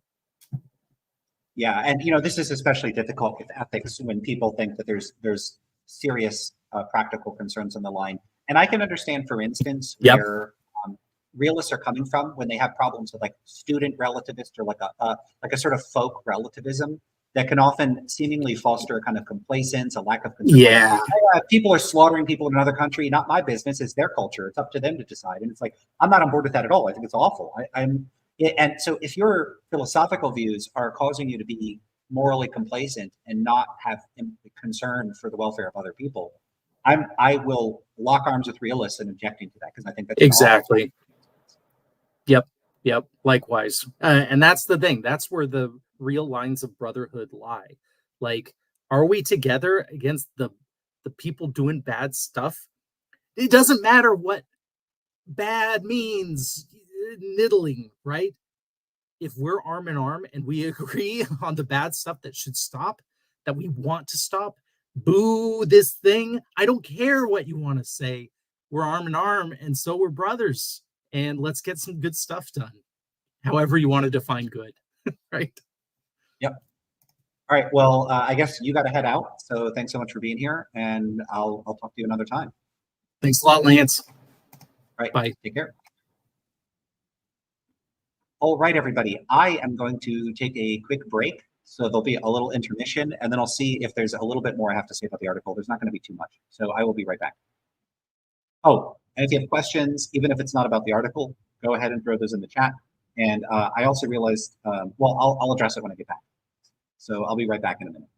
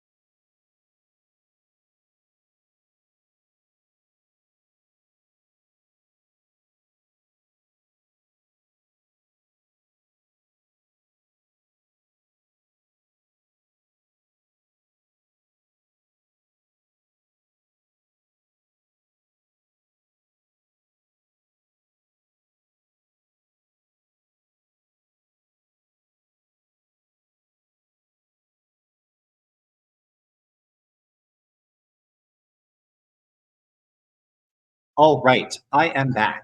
So let's see if there's anything in the chat. I see a few people saying hello. Oh, right. And the other thing I forgot is to give out Lance Loot. So Daniel Kelly gets 1,000 Lance Loot. Cloud of Time, you get 500 Lance Loot. And It Stands to Reason gets 250 Lance Loot. So you all get Lance Loot. It doesn't do anything. Too bad. That's just what, it's just for fun. All right. Jonas Jensen, is there enough baby for there to be an entire academic field called philosophy? I think so. Yeah. Sometimes I'll make it seem like I don't think there's anything that philosophers are or could be doing, but there's quite a lot. A lot of it, I'm sure, that I don't even know about it. One moment. Okay. There's a lot of work in philosophy of science that looks pretty good to me. I have a colleague that works in philosophy of computer science. That stuff seems great. There's philosophers that work in fields adjacent to cognitive science or work in the special sciences, biology, and that sort of stuff. All that stuff looks great to me. I'm sure there's philosophers working in logic that are doing really interesting and good work. There's philosophers that are doing history of philosophy. People could argue about the practical value of that. But I think extracting any knowledge from the past could be a potential use. I used to be a lot more skeptical of the value of the history of philosophy. I'm less skeptical of it now. I think the major problems are when it's misused, if we idolize figures in the past, or we spend, inordinate amounts of time trying to interpret and reinterpret somebody when I think we have a pretty good understanding of what they philosophically meant. And also just like, for various reasons, it might not matter that much what they meant, but it might be just a matter of historical interest. There might be like anthropological reasons to wonder about the cultures of the past, and maybe to give us insight to that. But some of that work might not be especially practically useful, but I don't have fundamentally anything against people that study it as a matter of interest and as archiving and understanding the way that people thought in the past. I think that's cool. So just personally, I like that stuff. So there's a bunch of philosophy that's absolutely worthwhile, but there's this sort of a central core of language focused, just goofing around, spinning a wheel. A lot of it to me looks like people playing intellectual Sudoku, or like, it just looks like a recreational activity, a lot of it. And it's hard to delineate and draw all those boundaries. But it's one of those cases where I know it when I see it. So all the arguing about, there's 4 areas. So much of the stuff in metaethics have a problem with stuff in metaphysics. So arguments between like dualists and physicalists and idealists, I think those are mostly a waste of time. You can give me lists of stuff like topics, and I might be able to say, yeah, I think this part of the discourse is a big waste of time. That other part isn't. I think a lot of the dispute about free will is just totally misguided and a big waste of time. So it really depends. But yeah, there's enough babies in the bathwater for there to be a field, or like a cluster of fields. All right. So what else do I want to say in the article? I can't stick around too much longer. I just have too much other stuff to do. But let's see. Is there anything here? Yeah. So this is a concern here. This remark. Lance Bush further objects to the idea that sentences literally have meanings or purport to be truth apt, rather than that people mean things. But this is also not a problem, since I can simply take the suggestion of treating this as a shorthand for what people mean. And then there's a quote here. I'm assuming this is what about me. When we talk about the meaning of moral statements, I take this as an awkward and non-literal characterization of what people mean when they make moral statements, where moral statements would be operationalized as some rough attempt at capturing a subset of ordinary discourse. So yeah, you can make it like you could say, but this is also not a problem, since I could simply take the suggestion for treating this as a shorthand for what people mean. But if we're treating it as a shorthand for what people mean, then it becomes an open empirical question, what people mean.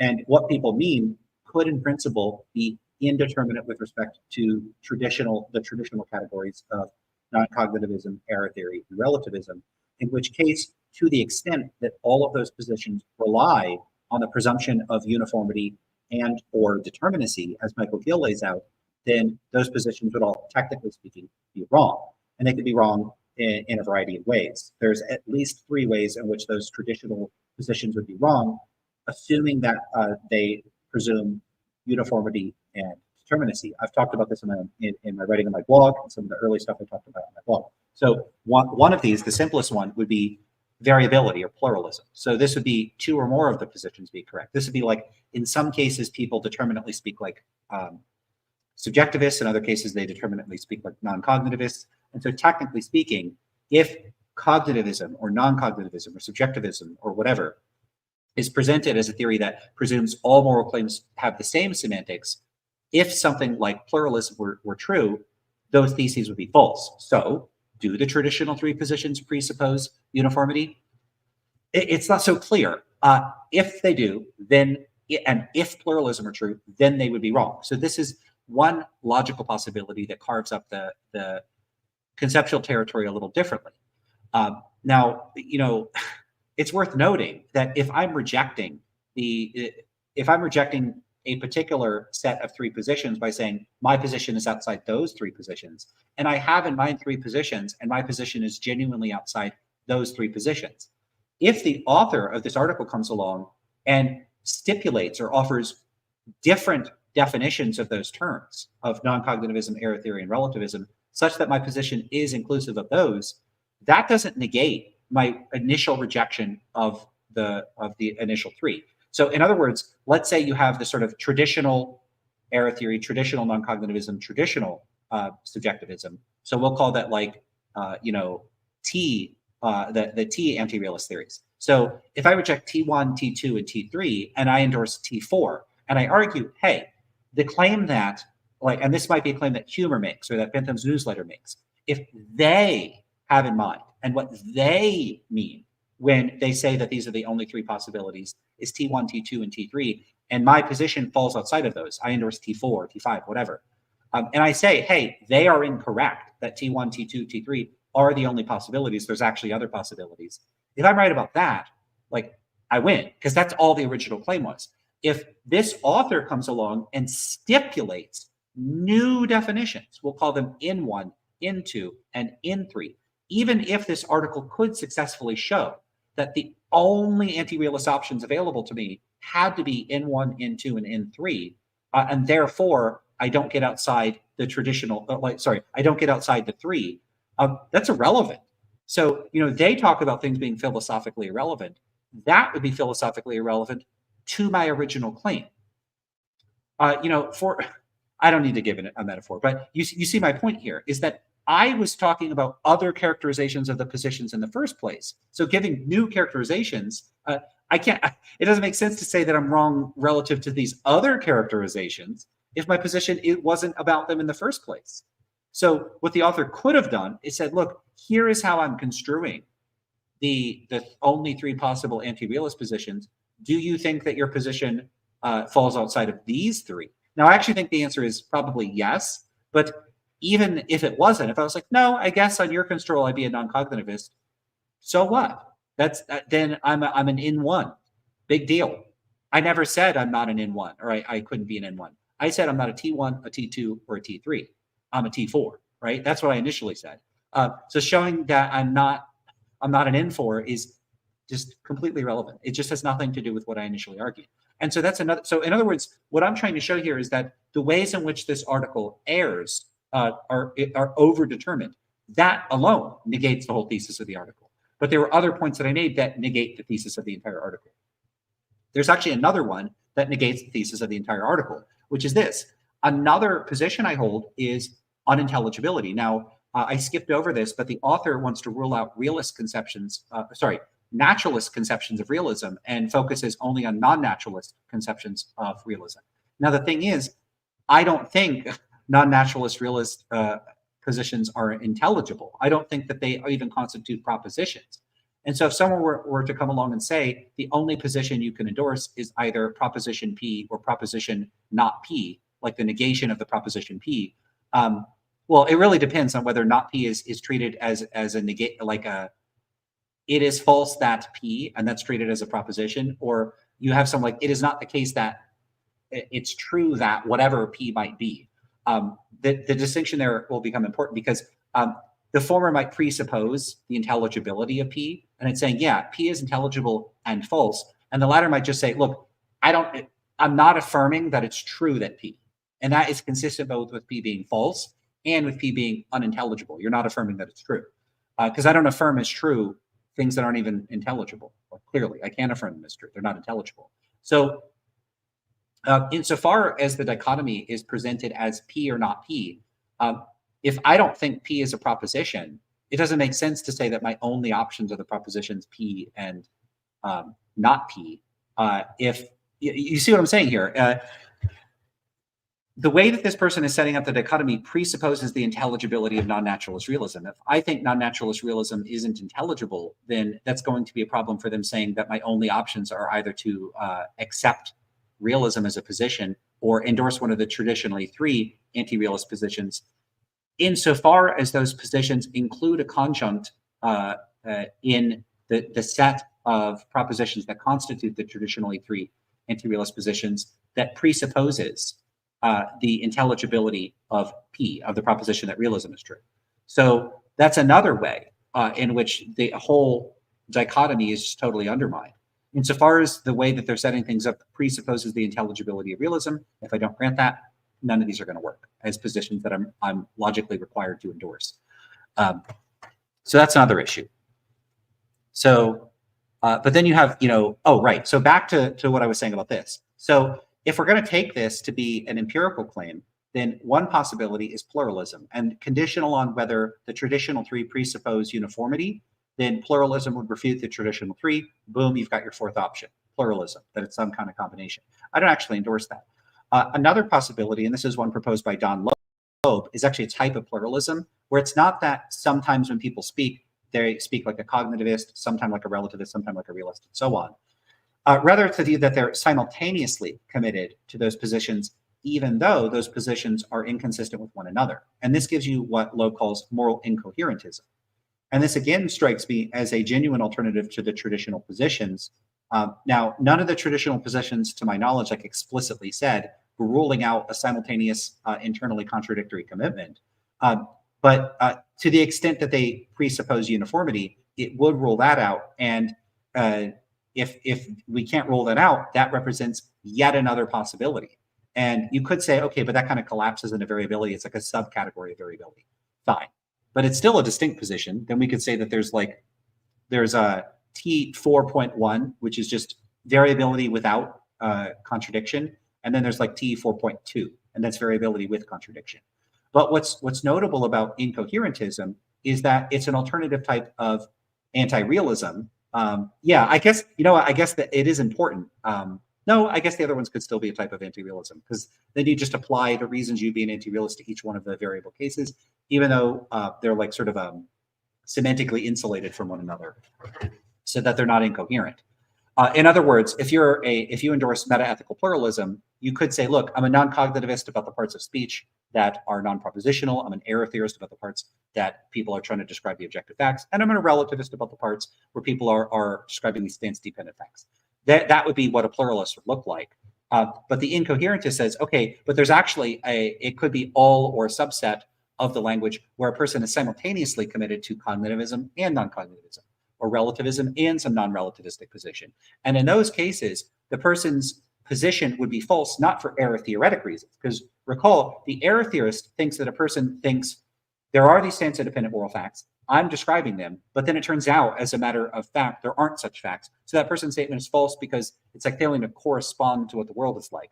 This would be a bit like if I went around saying, God wants me to do this, God wants me to do that, God issued this commandment. If God doesn't exist, all the statements are false because God doesn't want anything. It's very much the same thing. That's how error theory gets you your falseness. But the incoherentist is saying that when a person says that's wrong, they both mean that it stands dependently true and it stands independently true, and that these are mutually exclusive or something. So now the person is basically saying that is both a square and it is not a square, or that is a square and it is a circle. And so now what the person's saying, you could say it's false, you could say it's nonsensical, however you want to construe it, that person is subject to a particular type of error that is conceptually distinct from error theory. They're not stating a intelligible, non-internally contradictory propositional claim that happens to be wrong on metaphysical grounds, like it gets the metaphysics of the world wrong. That's your error theory. The incoherentist is saying that the person is making claims that are internally contradictory. So it'd be false for those reasons. So it's a different style of mistake that the person is making. So that represents a fifth alternative to the traditional anti-realist category. So if we have the traditional categories of error theory, non-cognitivism, subjectivism, we also have pluralism, which would be a combination of those three. And then we have incoherentism, which mashes the three together at the same time and in the same way to generate error via contradiction, via incoherence. But then you have my position, which is folk metaethical indeterminacy, which is that when people make these claims, they have no determinate commitments one way or another.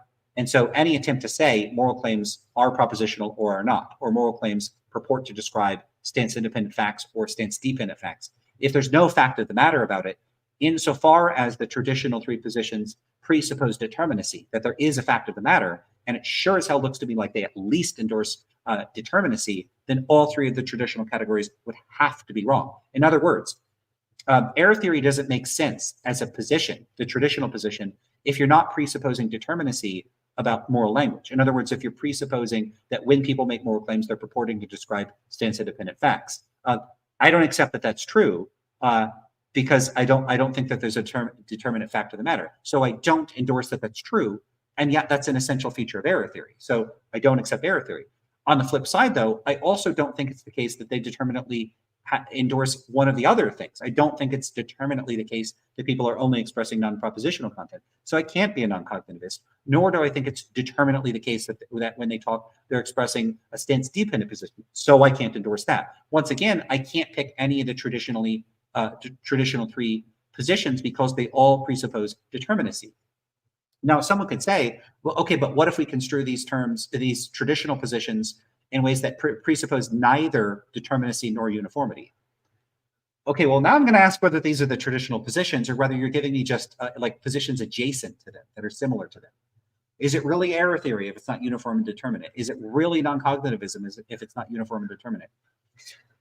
I don't know. And there are positions, there's like neo-expressivist positions, there's quasi-realism that are going to bring in more, bells and whistles about what people mean and what's going on with them psychologically that might not easily fit into one of these traditional three categories. And I don't know what to do with those either. I think they're in some cases, they might be a bit of a poor fit for the traditional three categories. That might represent like T7 and variants of sort of alternative analytic positions that don't fit these categories. But this strikes me as a fairly big concession. Oh, this isn't a problem.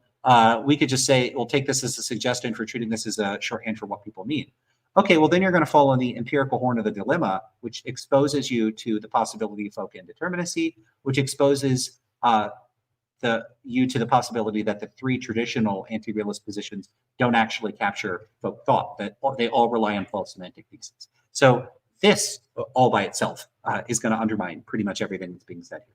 So there's, I don't know how many I brought out, like 4 or 5, maybe I should write up a list, but there are a bunch of basically like independently terminal problems for this attempt at showing that I'm wrong about this process of elimination argument not working.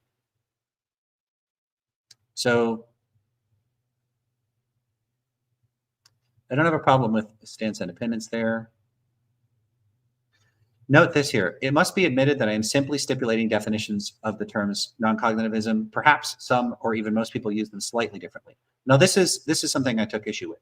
I don't think the differences are slight. I mean, they might be slight like semantically, but they're not slight in terms of their implications. These are big differences, and that matters. So sure, they're stipulating other definitions of these terms. Note that my original position of rejecting the traditional 1, 2, and 3 is based on different stipulations. And so again, that alone pretty much negates everything that's being argued here, unless they got me to agree that my position falls outside the scope of what they're presenting here. Honestly, that's going to depend on exactly how they're defining terms. If they just stipulate that anti-realism is inclusive of anything that isn't realism, and then they just stipulate exactly what non-cognitivism, error theory, and subjectivism are in a way that is in fact mutually exclusive or mutually exhaustive of all anti-realist positions, then of course I'm going to have to end up picking one of those. And then it'll just become a matter of us quibbling over which one of the 3 I fall into. It's not like I'm not allergic to the words non-cognitivism, error theory, or relativism. You could stipulate what you mean by those terms in a way where I would end up endorsing them. Like here would be a simple way. Hey, if you endorse Lance's view, I'm stipulating that Lance's view is included in non-cognitivism. So, hey, Lance, are you a non-cognitivist? You are, haha, because I stipulated that you are. I mean, you could stipulate anything you want. Then you're just shuffling words around, and that's what this looks like to me. It looks like it's shuffling words around. It's probably there's other things going on, and it may or may not threaten any substantive position I hold. I'm not allergic to the terminology. All right.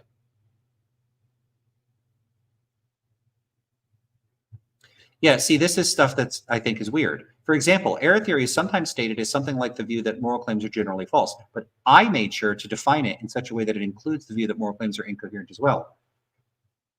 Okay, so you're just stipulating that error theory includes incoherentism, but it doesn't traditionally include incoherentism. And you could, again, you're allowed, like no one's prohibiting you from stipulating that you're including incoherentism, but what this is it's an argument by terminological gerrymandering.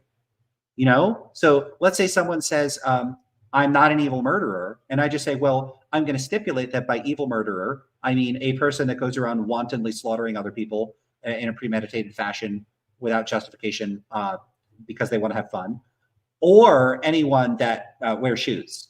So, I'm sorry, you're an evil murderer by stipulation. You can always gerrymander your terminology to include a person or a position that might not otherwise have been included. And it looks like they're at least they're transparent about the stipulation, but it's a hollow victory. It's a Pyrrhic victory to say, hey, you don't get to reject one of these 3 positions because I'm just going to stipulate what they mean until there isn't any alternative. Okay. Sure. I mean, if you're going to do that, I don't know why the author doesn't just stipulate what they mean by realism in a way that includes me.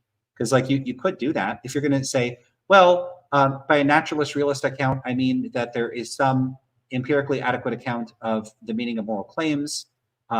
And once we give that account and we characterize what people mean when they make moral claims in a way where some of those claims are true, and they get me to agree to some like, hey, okay, I'm going to stipulate that Moral claims function to facilitate cooperation, and that insofar as moral discourse, in some instances, it's in fact true that the claims being made facilitate cooperation, then those claims are true, or there's some moral fact that's true that supervenes on them or something. Like, hey, when this person says, hey, let's not murder, it's true that that claim functions to facilitate cooperation. And hey, that's true. So you agree. So boom, there's a moral fact. It's a fact about what promotes cooperation.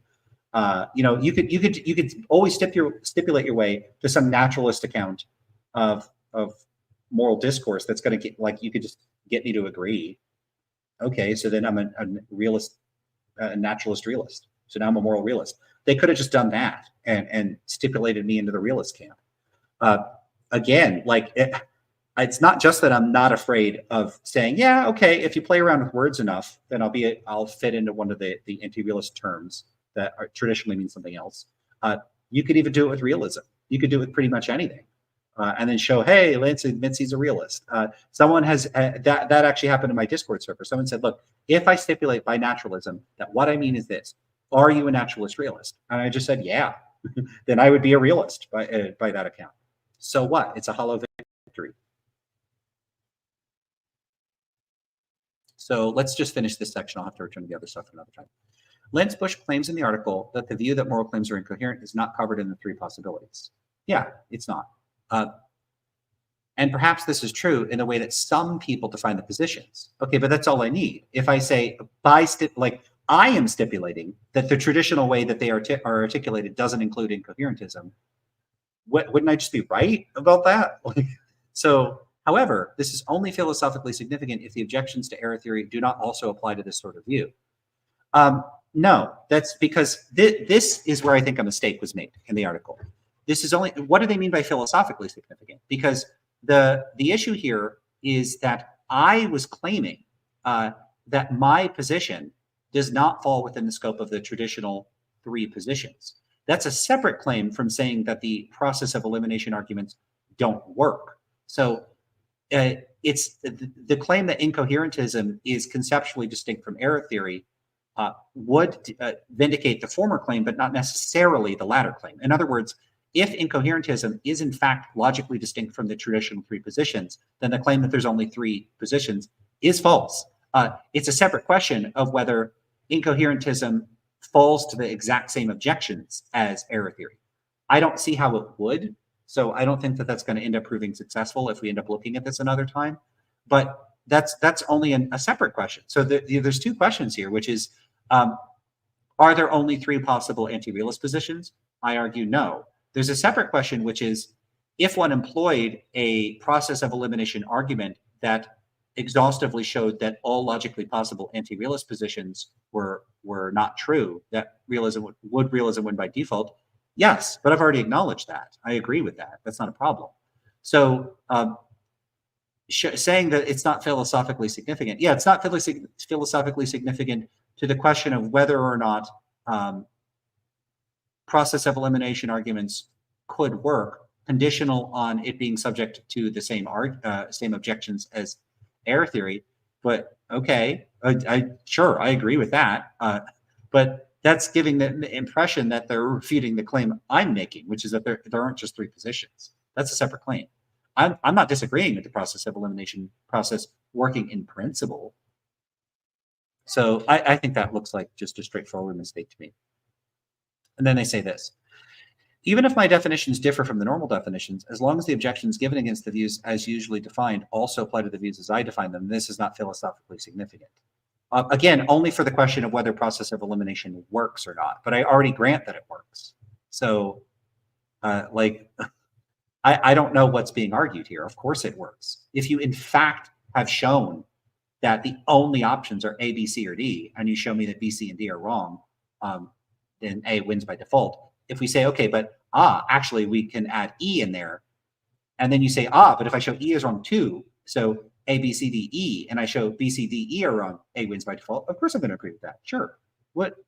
I don't know what's being argued here. That's weird. Okay, so then they say this: the next thing to do is to go through the process of elimination to see if it works. So I'll save that for another video. I'm going to have to write something up on this too. I really wanted to get Stan's insights on this and do a sort of preliminary review of this, but there's a lot here. It's going to be a while before I could get to writing something down. I am going to have to go. You say something like, okay, so we have a question here from, and okay, so I'll close that out for now. So if you say something like morality is intersubjective, meaning that oughts are descriptively real, but the foundation is based on subjects making claims. Sorry, yeah, I need some clarity about what you're saying. Like when you say the oughts are descriptively real, you're already reifying oughts in a way that I don't think that like there are oughts anyway, any more than I think that there are, what's the one that Dan didn't use? It's, yeah, he uses something like for Pete's sake, like, are there sakes? Like, I don't think there's sakes. So it's kind of like that. I don't think there are oughts. So instead of trying to figure out what you could mean in a way consistent with what I think that doesn't take that literally, I'd rather there just be a re-expression of what's being asked. But give that some thought. Throw it in a comment or something, because I think I'm going to end the stream there. I think I got to get back to work. I'm starting to feel that itch that I got to get to work. All right, everybody. So yeah, a lot of streaming this week. In fact, I have another video to do Saturday. So I'll be reviewing with some others the Sam Harris video, and that should be fun. I don't think that's going to be streamed. That's probably going to be a recording. So I don't know when that'll go. That'll go up. All right. So I guess everybody, I will catch y'all later. I got to get back to stuff. Oh, I see another comment coming in. Oh, no, I didn't. That was an illusion. All right. I will catch y'all later. Do go check the description. Check out Stan's Substack. Give it a subscribe. Go to my link tree in the comments. It's got, in the description of the video. I got a link tree that'll take you to a whole bunch of links of all the other places I'm at, what I'm up to. So go check that out. If you're not subscribed to this channel, do give it consider subscribing. Give the video a thumbs up if you enjoyed it, or a thumbs down if you hated it. I'm not gonna tell you not to. I could, I guess. And feel free to jump into the comments. I try to get engaged with people in the comments right now. This is a small channel, so if people write a comment, I will read your comments. I won't necessarily respond, but I will read it. Yeah, so keep at it, everybody. Whether you're a realist or an anti-realist, keep doing your thing. Try to avoid the rhetoric and the polemic. I'll try to do it myself, and I'll catch y'all later. Take care.